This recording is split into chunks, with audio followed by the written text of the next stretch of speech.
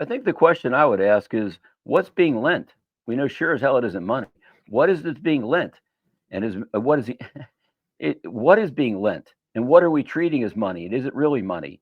Money, folks, is physical. Money is tangible. It's a unit of storage. It's universally accepted. It's recognizable. These are some of the attributes of money, not the stuff we're talking about here, because there isn't any intrinsic value to this. It's not a standard unit of value. There is no value to a US dollar. The dollar value is created simply because of the end of a bullet. Because in 1913, 2000, excuse me, August 23rd, 1913, there wasn't a quorum that was present there. They needed 35 of the 51 states or 50 states at the time in order to vote in favor of this amendment, and it wasn't voted in favor of by the majority. Because how are you going to get somebody home in time for Christmas on the 23rd when Christmas is 24th and the vote took place supposedly on December 23rd, 1913? Folks, all this is coming to light right now. I've been telling you what's happening. I'm telling you the IRS is going away, property taxes going away, a lot of other things are going to be happening. Use this time to accumulate dimes like there's no tomorrow. If you want to pay the taxes, pay the taxes. I would suggest you give that a serious thought as to where your tax money is going. And if you're going to pay those taxes, why don't you give some serious thought as to empowering your family with that purchasing power as opposed to the government? We're not going to feel any pain here at all. We're going to actually put people back to work, and we're going to stop supporting Canada up there. You know what? You got to go. I think the majority of the Canadians up there would like to be a part of this. I did hear the supposed rendition of the United States of Star Spangled Banner, and I didn't hear that much booing. I think I heard some people that maybe just were jovial or whatever, but I think the overall majority of the people that were listening to our national anthem were supportive of it. But anyway, you guys be the judge. U.S. banks' unrealized losses explode by 118 billion 400 hundreds thousands millions, yeah, right, 118 billion 400 million dollars 3 months after FDIC declares 66 banks on this problem list. 66. We have a friend that's inside the FDIC, and he's told me there is no money down there. The Federal Deposit Insurance Corporation, he's on the same floor, and he's seen Janet Yellen and Jerome Powell come out of the office. So he's telling us that there's no money down there at the FDIC, Federal Deposit Insurance Corporation. So there's no money here. I remember I showed you what the amount of money that's left in the M2 money supply. We have a minute. We can share this with him real quick. I think we do. Okay, look, because John and I were going to go over this, and let's take a look real quick. So, folks, real rundown. This is the total amount of obligations there are against the current M2 money supply. This would be the value of your house. This would be the value of your IRA, 401k. All the value in terms of dollars are here, okay? Now, this is the total amount of M2 money supply that you have to negotiate this. So let's think of it this way. You got $724 in bills. You got $21 in the account. Only 3% of the people in this situation are going to get paid. Are you going to be one of them? I'm hoping that you pay attention. You are. Now, down here, if we take a liability per citizen of $667,000. Now, if we take that liabilities per citizen and you're quantifying your wealth in terms of dollars, look where you are. But more importantly, let's hit this time machine up here. Hang on a minute. The time machine up here. And let's go out to 2029. Watch this. You just went from 600 and some $1,000 in the hole to $883,000 in the hole. Do you see this? So you can take a look at where you're going to be. More importantly, let's take a look at the median income. It hasn't gone up twice as much. The price of a new house has gone up twice as much, right? Folks, you're not going to get ahead by playing by the same rules. You're going to have to listen to me. You're going to have to take whatever digits you have, which aren't real money anyway, and turn it into the coin of the realm. And the best way to do that right now are dimes. Dimes are the way to go. So let's go back here to world debt clocks. You're going to see that all the countries around the globe are in debt. But who are they? If all the countries are in debt, who are they in debt to? Look at this. Some of these are pretty wild. See the percentage of the GDP to debt here? Look at this. It's tremendous.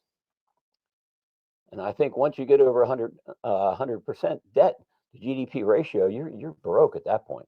What we need to do, though, is we need to go back to what the numbers were for 2025 and see where the debt clocks are. We can just go back one more screen here.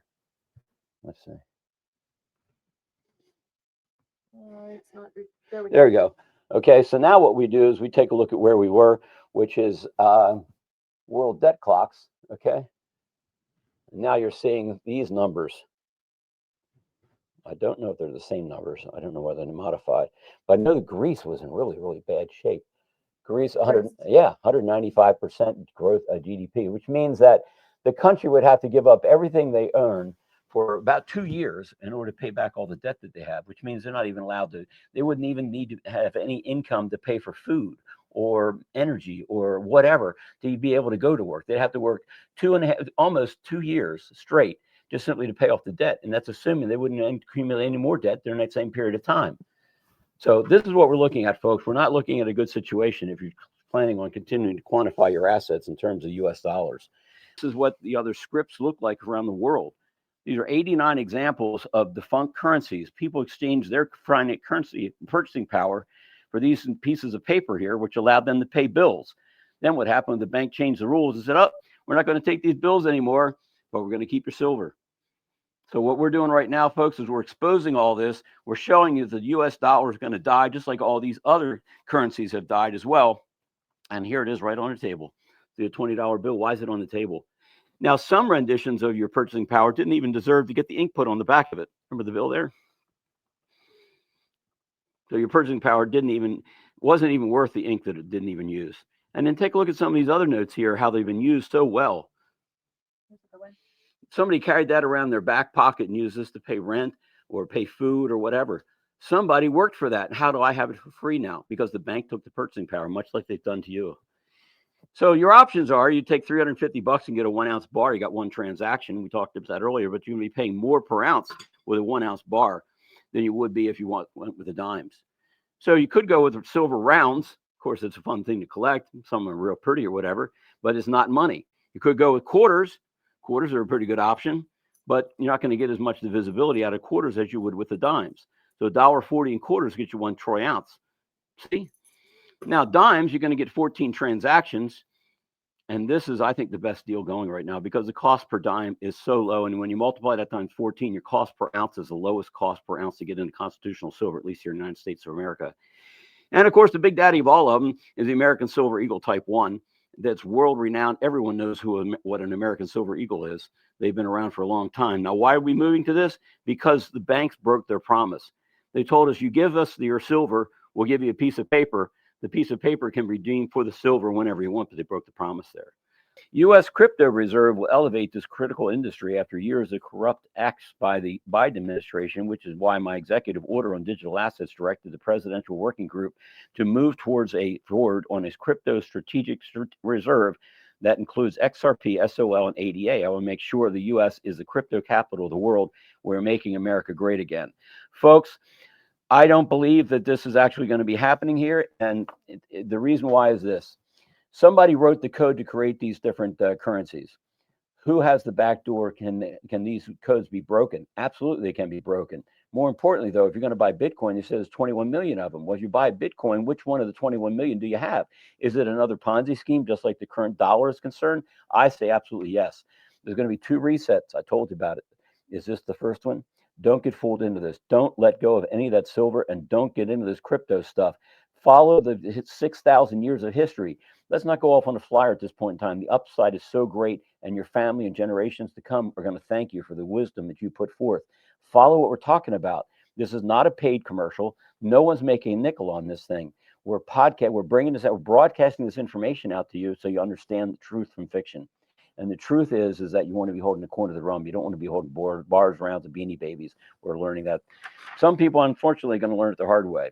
I love Bitcoin and Ethereum. How can you love Bitcoin and Ethereum? Crypto spikes as Trump discusses strategic reserve ahead of White House summit. On the heels of announcement of a crypto summit at the White House this week, President Donald Trump took the Truth Social to explain some of the details, specifically mentioning a strategic reserve.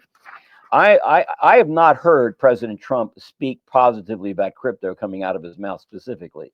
He's talked in generalities, but I've never heard some of the extrapolations that people were taking liberty with as far as making his words speak much more flowerfully as far as the efficacy of cryptocurrencies are concerned. It's not in the Bible. It's not money. It's not tangible. It's not physical. It's not going to work. Bitcoin spikes as Trump discussed a strategic reserve ahead of White House crypto summit. On the heels of an announcement of crypto summit at the White House this week, President Donald Trump took the Truth Social to explain some of the details, specifically mentioning the strategic reserve.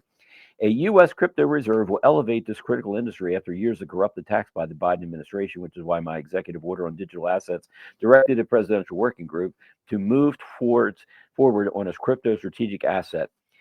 I'll make the U.S. the capital, the crypto capital of the world. You know what? Let's just stick with history. Let's stick with gold and silver. And if these guys want to have fun with something, they're going to blip on a computer screen, have more fun at it. But I think all the wealth is going to be concentrated in those of us that are holding real wealth. Stacking just 10 ounces of silver puts you in the top 2% or higher in silver wealth compared to the rest of the world, who has little or none. 99.5% of you guys have no silver whatsoever. Now, that's why we came up with this. That 99.5% of you guys are going to lose your purchasing power. It's all going to be vaporized like that. But you know what? I think it's already gone. It's already been used up. That's why these bombs have been made and being dropped in those foreign countries. Here's the list that you should get. This is the number of ounces of silver you're going to need to be in what percentage of the global population. We would like to see our TED heads be in the yellow and the green area. Yellow and the green. Boy, I'm telling you, the world is your oyster at that point in time. You hang with us, we have more silver than most small countries do. ERI, let me explain a little bit of energy returned on invested.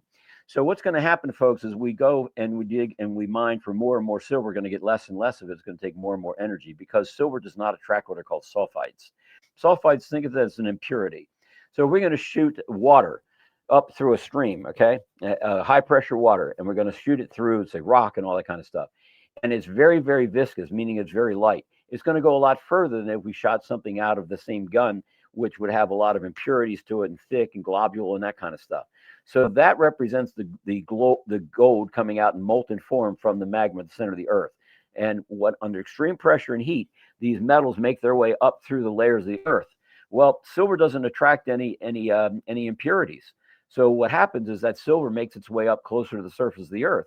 Now, we've been mining this stuff for 6,000 years. You think it might be starting to run a little low on it? Yeah. So the mining ratios are starting to come down.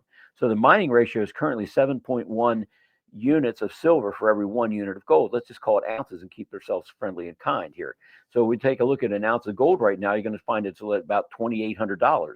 An ounce of silver is going to be about, $32. You do the math on this, you're at 90 to 1. 90 silver and 90 ounces of silver to get 1 ounce of gold, but it comes out of the ground 7.1 to 1.